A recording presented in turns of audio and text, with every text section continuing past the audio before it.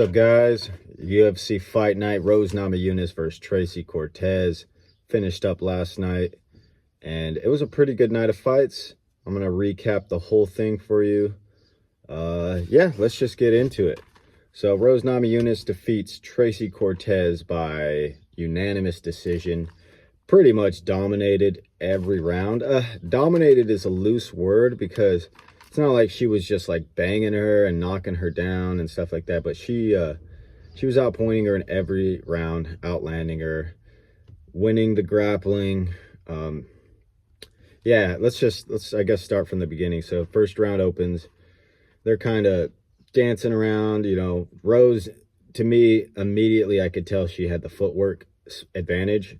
Tracy Cortez is more of a stand. She kind of plants and then throws combinations. Doesn't cut the cage well, doesn't feint very well, doesn't jab very well. So Rose was moving on the outside and just out jabbing her. Just too quick, too skilled. And then she actually dropped her in the first round with a pretty stiff jab. Couldn't get the finish. Tracy Cortez is tough. And yeah, that basically played out through the whole fight. Cortez would try to collapse in on Rose and land combinations. Rose would stick her with like one or two, and then she'd basically defend against everything that Cortez threw back. Cortez went for the wrestling, but she got out-wrestled. The pace, though, both of them seemed pretty good in the fifth round. Like, Rose was slowing down the last 2 minutes of the fifth round. But by that point, it was already too late. Cortez isn't a knockout puncher or anything like that, so I wasn't worried that Rose was going to lose at that point. You could pretty much see as soon as the third round started and Rose just took her down. Or no, yeah, the third round started and Rose took her down with that weird takedown she does where she like tackles them basically, and she'll reach around and the far leg and hug the far leg and then use her other foot, I guess, I don't know how to describe it, to hook around the near side leg and just collapse her down.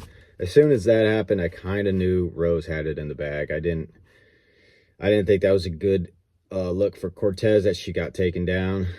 I just figured, yeah, there's probably not much she can actually do to hurt Rose. And yeah, Rose was landing some head kicks, jabs, mostly jabs. Some good combinations here and there, good takedowns. Yeah, she just out MMA'd her. That sounds funny. But they went, yeah, all 5 rounds, and Cortez was pushing in the last minute of the fight, so can't talk shit about her cardio. But yeah, just taking this on short notice probably was not enough time to come up with any sort of game plan, so she was just in there winging it. And I will say, it does look like Cortez learns as the fight goes on. So I don't know. She's 30. She's a little younger than me. She's not as young as I thought she was. So we'll see how much she can improve. But yeah, Rose defeated Tracy Cortez by unanimous decision. Not a great fight. It's okay though. If you want to go watch it, there's some good moments in there. But yeah, otherwise pretty much a fight where the rhythm and the tempo and everything was set in the first round and it never really changed. So yeah, I think Rose, I don't know who's next. I'll check the rankings, but she definitely moves up the rankings. I don't know if she deserves a title shot because Cortez took this on super short notice, but yeah, I give her, I forget, I don't know. You give her someone. But yeah, so Rose wins by decision. Next fight, we got Muslim Salikhov wins by split decision over Santiago Ponzinibbio. Yeah, just a tit-for-tat fight. Salikhov was on the was playing the counter game, and Ponzinibbio could not really get his jab going. I think he got touched a couple times by Salikhov's counter left hook, and I think it made Ponzinibbio more hesitant than he normally is, and he just did not feel comfortable going in there and landing jabs and throwing right hands. He came out pretty good in the first round. The pressure was looking good, but he just wasn't landing enough. And then he was going for takedowns at the end of the rounds, and there was no damage. There was control, there was no damage. So the takedowns in this modern day of MMA, they don't really count for much. Might as well just strike. We should just change it to kickboxing. But yeah, Salikov was just outlanding him, out jabbing him, landing some spinning kicks. Salikov does a good thing where he jabs, and then if you jab at him, he'll slip and throw a left hook. And that was pretty nice. He kept catching Ponzinibbio with that. But other than that, it was just kind of like a sparring match. Back and forth, one shot.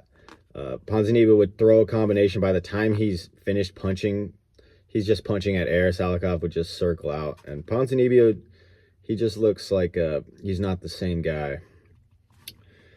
Close fight, though. I'm not saying he got whooped and he got dominated, but I think he lost. I was watching it and I didn't think he won, but I see a lot of people saying he won. But to me, it was just kind of a nothing fight where nothing really happened. So Muslim Salikov wins by a split decision.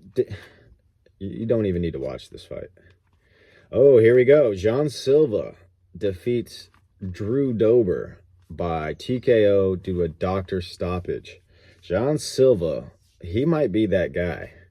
He might be that guy. He comes in on short notice and fights an amazing fight against Drew Dober. He sussed out exactly what Dober was going to do and capitalized on it almost every time. Dober has a tendency, Dober will jab on the outside. He'll throw like one jab, but when he actually goes to commit his power shots, he has a habit of loading his whole body, coils, and then he lunges, and he just throws himself with... Drew Dober's got balls of fucking titanium because he'll just throw himself into the fucking pocket. And that's against someone with such a speed advantage and with really good counters. Silva was able to evade most of the shots that Dober was landing and then just counter him either over the top with the left hook or with a nice little right hand. And Dober, he was picking up on it, actually. I think he started to get a little better because he started to go to the body with the left because Silva would duck down and Dober was hitting him to the body, but Silva seems hella tough, man, because he didn't react to anything he got hit by. And Dober was getting wobbled. Dober was the one getting kind of shook up by some left hooks. A nice little right uppercut at one point. There's a sneaky right uppercut where it's so quick. Dober throws and he just boom and catches him right on the chin. But Dober's still got an amazing chin. I just think Jean Silva was way faster and way more versatile. And since he was making Dober pressure, he was able to kind of see when Dober was going to come in. The thing with Drew Dober is he just likes to punch or throw a big left kick. It's not like a nuanced game. He puts you against the fence and he lands big punches on you.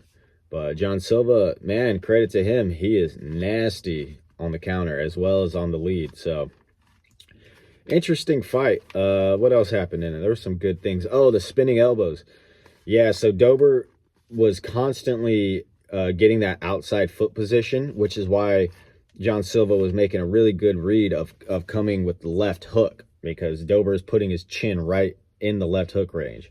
But as he put his foot to the outside to land in the left straight, Jean Silva just stepped across himself, perfect spinning elbow right on the eye of Drew Dober, and that rocked him really bad at the end of the second round. And Dober was kind of winning the second round, in my opinion. He landed a Superman punch, some good shots, because Silva was busy talking to Drew Dober's corner. He was getting pissed off because they kept yelling, "Let's go, Drew! Drew, hit him, Drew!" And Jean Silva got all pissed off. So that's kind of funny. What else happened? Oh, the cut. Let's talk about the cut. Damn, that shit was like legitimately from this to here, and it was like 2 inches wide. I think that's a fine stoppage. There ain't no... he might have come back and won. I don't think so. I think he was just going to get more hurt, personally. But you can't count out Drew Dober because we've seen him take beatings before and win. But that cut was just too nasty. It was a liability. A couple more shots. I mean, you can legitimately, like, see, like, maybe a couple inches connecting right here. Imagine that gets cut and that fool's fucking thing just flaps in front of his eye. John Silva just, yeah, I don't know if he was targeting that eye, but every time he threw that left hook, he was just catching him right around this area. Probably just the way Dober likes to rush in with his gigantic head right there to get hit. But yeah, man, John Silva, he's nasty, bro. I think he's gonna be really good. I hope so. I hope the hype is real. I might hop on that hype train. We'll see what happens. We'll see if he goes to featherweight and can make the weight, or if he stays at lightweight. If he stays at lightweight, might have some trouble against the bigger wrestlers with more diverse games, or even people that are just not going to box with him, or not going to try to trade hands with him. But yeah, Jean Silva, nasty, nasty dude. Moving on, we got Gabriel Bonfirm defeats Angelusa by decision. Nothing to say about this one at all. Gabriel Bonfirm, there was a pit for pat, 1 shot, 1-2, back and forth. Angelusa has one of the worst right hands I've ever seen. He goes and brings it back. He doesn't step through with it. He'll move his back foot backwards while throwing his right hand, and he gets no power on it and no range either. I think he was hesitant to step in and trade with Bonfirm because Bonfirm was so much bigger and was able to pop him with that jab on the outside. And yeah, like I said, Angelusa just isn't the kind of guy that's going to get in your face and just throw big shots at you to knock you out. He's more of a technician type guy. But when he can't get that going, he doesn't have much else besides shooting double legs. And yeah, that's it. Gabriel Bonfirm just kind of outpointed him, outstruck him. Didn't out-grapple him necessarily. He kept jumping for guillotines, which I get it, but I don't like it.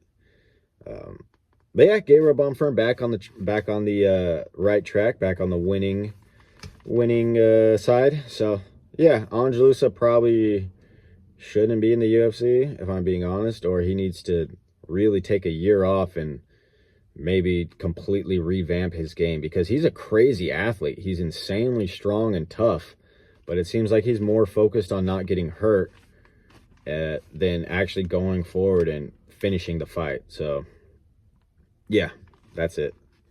Julian Arosa defeats Christian Rodriguez by guillotine. I did not see this coming at all. And in hindsight, I kind of should have, because Julian Arosa has finished a lot of people by front headlocks, and Christian Rodriguez has a tendency to bury his head when not to bury his head, sorry, but to pressure into people when he's taking them down. He's a smash guy on top, but Arosa's length and size were giving him a little bit of problems. Right off the bat, Christian Rodriguez catches Arosa with a right hand, and it didn't really rock him, and that made me really nervous, because the way to beat Julian Arosa is to catch him cold before he has a time to get going.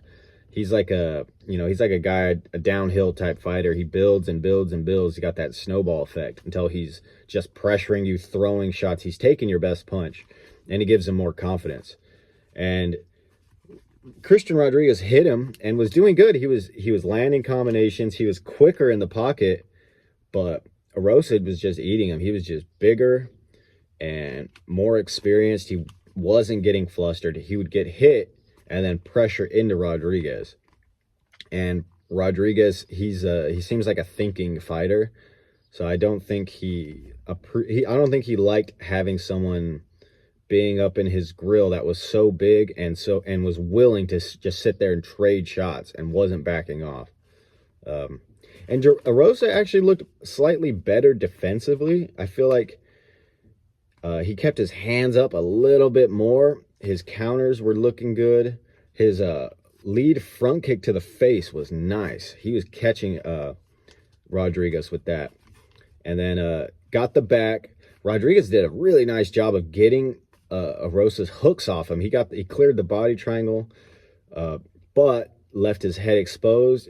Arosa I forget what the position is called, but basically there's like a 3-step thing. You can go Kimura, you can go guillotine, or you can go get a stand-up, and he guillotined him. He grabbed the head. Rodriguez had his chin like this, and as soon as that arm ran around him, look at my long-ass neck, Jesus. As soon as he wrapped around his head, you could see the panic in Rodriguez's face, because I think Arosa's got a fucking first of all, he's got long arms, and he's got a really strong squeeze. And yeah, Christian Rodriguez taps out. Guillotined by Julian Arosa. People were, I saw people online being like, you had 5 seconds. I was like, well, he had 15 seconds, and he was already stuck in the choke. Like, retards, bro. Like, dude, well, you tapped, bro. Just tough it out. You can't tough out a blood choke. You get choked unconscious. God, man. MMA fans, they just because they lose a bet, they go online in their little private profiles with a fucking cartoon picture or some shit, and then just, I hope you lost all your money. How about that? Fucking assholes. Anyways, Cody Brundage versus Razak Alhassan ends in a no contest. Yeah, Brundage panic shoots immediately. Razak Alhassan illegally hits him in the back of the head. Brundage can't continue. That's it. Charles Johnson versus Joshua Van. I called this one wrong. I was sort of right during the beginning. I thought Joshua Van was going to be able to go to decision, but I thought he was just going to land the bigger shots, and the judges were going to see that. And I think that that's what was happening, but I did not expect Charles Johnson to loke up like that in the third round. Holy shit. He just loked up on him, bro, and just started trading. And Van was not expecting that, because the whole fight, Johnson had been playing the counter striker slick on the back foot, movement, great ability to mix up the kicks, punch from both stances. He'd go southpaw, 1-2, orthodox, left hook, right, front kick, and just constantly moving. And then all of a sudden in the third round, he comes in there and just decides, I'm going to fucking stand and trade with this kid. And that was an experience thing. I think he planned that. I don't know if he planned that, but he must have felt something. He must have felt like, you know, I can take this guy's power. I'm just going to go in there and lay it all out there. And out of the clinch, he catches him with a right hook right on the side of the temple. Joshua Van gets wobbled, and then fucking Johnson sends an uppercut from hell and just catches him right on the tip of the chin. Van goes down, ground and pound to the TKO. Man, honestly, this fight's got so much that there's not even, like, I can't even describe it. Van was headhunting a little bit too much. He went to the body a couple times, but like I was saying in the video before, his whole game is 1-2, 1-2, 1-2, punches to the head, a couple body shots here and there, 1-2 punches to the head. And against a veteran like Johnson, I think you just need to mix it up a little bit more. You need to be a little bit more tricky.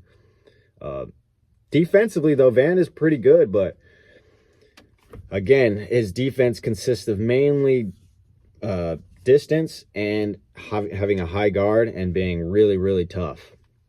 And yeah, Charles Johnson, man, just putting that output out there, and then just decides to, yeah, like I said, just decides to look up. So that was a great fight. And honestly, that was probably Charles Johnson's best win. Even though Van's like a prospect, just the style matchup and the hype that Van had, yeah, Charles Johnson just stole all that. So we'll see what happens. But yeah, great fight. Jasmine Dvalishvili defeats Fatima Klein by decision. Pretty good fight. Solid back and forth fight. Fatima Klein took this on short notice, coming up a weight class. And I think she looked pretty good. She had some good combinations on the feet. Her boxing looked great, but she was just a little too small. And Dvalishvili was able to get the top control. And basically every time she kind of got a hold of her, she was able to just drag her down and then just work from the top position.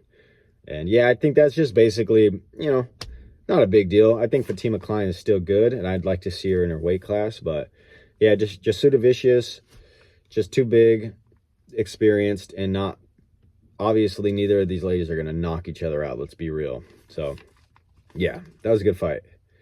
Montel Jackson knocks out Damon Blackshear in 18 seconds. I wonder, so I picked Damon Blackshear. Literally, as I was making my prediction video, they had put that fight on there. I should have probably waited a couple days, but hey, it is what it is. I still think I would have picked him, but holy shit, he's never been knocked out, Blackshear, and he just squares up and tries to, I don't know what exactly he was trying to do, but he was stepping right towards Montel. Montel just jab, cross, right to the chin, down goes Blackshear, head hits the mat, ground and pound, knocked out cold, 18 seconds. There's nothing else to say. Montel Jackson hits hard, and he's fast. So Doesn't answer a lot of questions about Jackson's skills or how he's going to do in the long run, or in the like a longer fight. But shit, when you can nuke someone like that, hey, I'll take that too. So yeah, Montel Jackson, 18-second KO. Luana Santos submits Maria Agapova. I don't even think I predicted this fight. Maria Agapova looks like sick. I don't know. Maria Agapova, I'll put it this way. She's 2-5 in the UFC, and she's been finished in every single loss. So I don't think she comes back. I think they cut her. Yeah, she basically just got ragdolled by Luana Santos. Almost got arm triangled. Oh, by the way, everyone was trying arm triangles today. Gets the back and just in the scramble grabs the neck, and just you can literally see Maria Agapova's like mouthpieces coming out. Not a good look. And yeah, Luana Santos by submission. Not much to say. Andre Petrovski hugs Josh Fremd to death. Yeah, terrible fight. Don't watch it. Andre Petrovski won, but at what cost? All he did was lay there, like legitimately. He legitimately would take him down and lay there. Josh Fremd, bro, hit the fucking weight room or something, because that was... The lack of physicality is shocking, bro. That's not good. And also Josh Fremd not using the cage to get up. Never once tried. He's trying to play guard and do all this shit and do all these things. Or just, I don't know, like, he was just completely outstrength. But, bro, it doesn't take much strength to get to the fence and start getting up. He just never did it. I don't know, maybe Petrovski was just that much stronger than him. And if that's the case, Fremd, it's not looking good for you, man. Go do some damn deadlifts or something. Like, seriously. Nothing to say. That fight sucked. Evan Elder submits Darius Flowers. Yeah, that was a solid way to open it. Evan Elder. Darius Flowers is more of a slick kind of striker. Strong guy, but bad cardio, and the elevation did not help. He was pretty much gassed 2.5 minutes in. He's still powerful though, because Evan Elder would get on top of him and he would like flip him over. He would just buck and do the Derek Lewis shit and flip him over. But as soon as he started getting tired, that shit went out the window. Evan Elder gets him down, or I think he kicks him in the balls in the second. Darius Flowers gets a little break. They come back. Evan Elder gets him down. Arm triangle. That's it. Solid fight. You know, neither guy are... Well, I don't want to say that, but wasn't like a crazy intense fight or anything. It was just a solid scrap. And yeah, that's going to do it for me. Pretty good fight night. I don't know if it's just because I didn't get to watch any fights last weekend or what, but I enjoyed the fights. Next week, we got Verna Jandiroba versus, I think, Amanda Lemos. And not looking forward to predicting that. This card was a mess, though. I don't even care about my predictions because half these fucking fights changed or had different people or got added after I predicted it. So, yeah. Anyways, thank you for watching. Take care.